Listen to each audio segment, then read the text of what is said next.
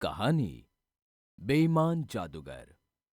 एक बार की बात है, हस्तिनापुर नाम के एक राज्य में दो जादूगर हुआ करते थे, जादूगर करणवीर और जादूगर विजयवीर। दोनों तरह तरह के जादू दिखाकर लोगों का मनोरंजन करते थे।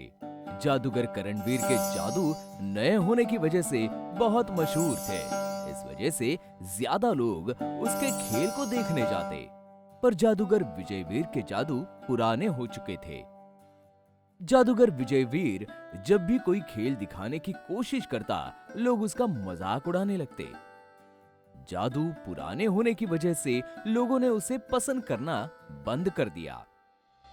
एक दिन जब जादूगर विजयवीर अपना जादू दिखा रहा था, अरे आज कोई नया जादू भी दिखाने वाले हो या हर बार की तरह वही पुराना वाला?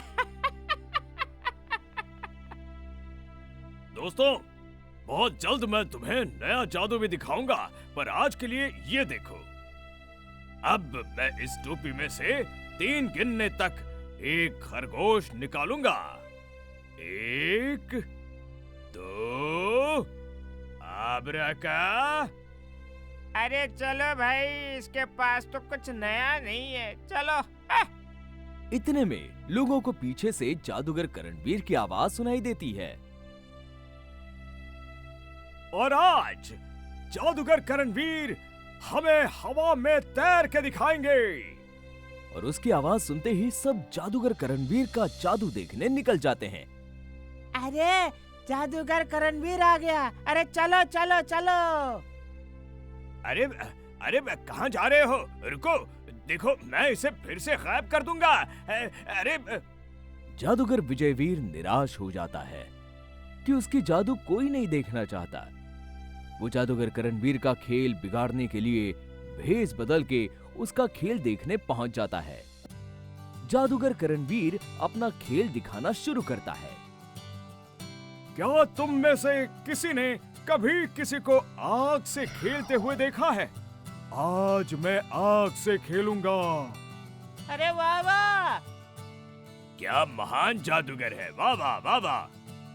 तो लीजिए, आपके सामने पेश है आग का खेल। ये कहते ही जादूगर करणवीर अपने हाथ में आग लगा देता है और हाथों से आग को पकड़ लेता है। गांव वाले जादूगर करणवीर के हाथों से आग निकलती हुई देखकर खूब चौंक जाते हैं और तालियां बजाने लगते हैं। जादूगर विजयवीर जादूगर करणवीर का खेल बिगाड़ने के लिए चुपके से उसके पीछे जाकर उस आग में मिट्टी का तेल डाल देता है, जिससे जादूगर करणवीर की आग और बढ़ जाती है और लोग वहां से भाग जाते हैं। जादूगर विजयवीर वहां से चुपके से निकल जाता है। जादूगर करणवीर बहुत ही उदास होकर सोचता है, ये कैसे हो सकता है कि आग इतनी बढ़ जाए?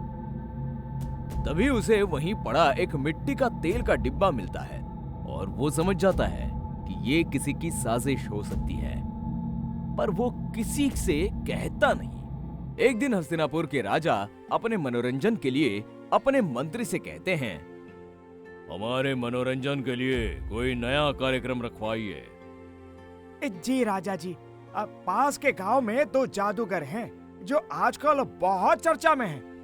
दोनों में कौन ज्यादा अच्छा है ये कह नहीं सकते, पर दोनों कुछ दिनों से चर्चा में हैं। दोनों को महल में बुलाया जाए और उनके बीच मुकाबला करवाया जाए। जो भी हमें खुश करेगा उसे हम इनाम में सोने की पूरी 1000 गिन्नियां देंगे। जी राजा जी। मुकाबला देखने के लिए प्रजा को भी आमंत्रित किया जाए। जी राजा जी, मैं अभी जाकर आपका संदेशा दोनों जादूगरों तक पहुंचा देता हूँ। मंत्री दोनों जादूगरों को संदेश भेजकर बुलाता है और उनसे कहता है, राजा जी चाहते हैं कि तुम दोनों उनके मनोरंजन के लिए महल में जादू दिखाओ। तुम्हारे पास 1 हफ्ते का समय है अपना सबसे अच्छा जादू तैयार करने के लिए। उसके बाद तुम्हारे बीच मुकाबला होगा और जिसने भी राजा का दिल खुश किया उसे 1000 सोने की गिन्नियां इनाम में दी जाएंगी। हाँ? जी मंत्री जी। जी मंत्री जी। दोनों अपनी अपनी जादू तैयार करते हैं। जादूगर विजयवीर चुप चुप के जादूगर करणवीर के सारे नए जादू देख लेता है और सीख भी लेता है। जादूगर करणवीर ये बात जानते हुए भी कि विजयवीर उसके जादू देख रहा है, कुछ नहीं कहता। दोनों को तय किए गए दिन महल में बुलाया जाता है। प्रतियोगिता शुरू की जाए। राजा जी, अगर आप बुरा न माने तो मैं एक बात कहना चाहता हूँ। बोलो, क्या कहना चाहते हो? मैं जादूगर विजयवीर को चुनौती देना चाहता हूँ। मैं जो जादू दिखाता हूँ, अगर वो दिखा सके तो मैं खुद ब खुद अपनी हार मान लूंगा। क्या आपको ये चुनौती स्वीकार है जादूगर? मुझे मंजूर है। जादूगर करणवीर अपनी टोपी में से 2 खरगोश निकालता है। अब मैं अपनी टोपी से 2 खरगोश निकालूंगा। जादूगर विजयवीर भी अपनी टोपी से 2 खरगोश निकाल देता है। हुजूर, अब मैं आपको अपनी लकड़ी की छड़ी को सांप में बदलकर दिखाता हूँ। जादूगर विजयवीर भी अपनी छड़ी को सांप में बदल देता है। अब मैं आपको हवा में उड़कर दिखाऊंगा। ये तो बहुत आसान है। जादूगर विजयवीर भी ये कहकर हवा में तैरने लगता है। सभी मुकाबले का खूब मजा उठा रहे हैं कि जादूगर करणवीर राजा से कहता है, हुजूर, ये मेरा आखिरी जादू है।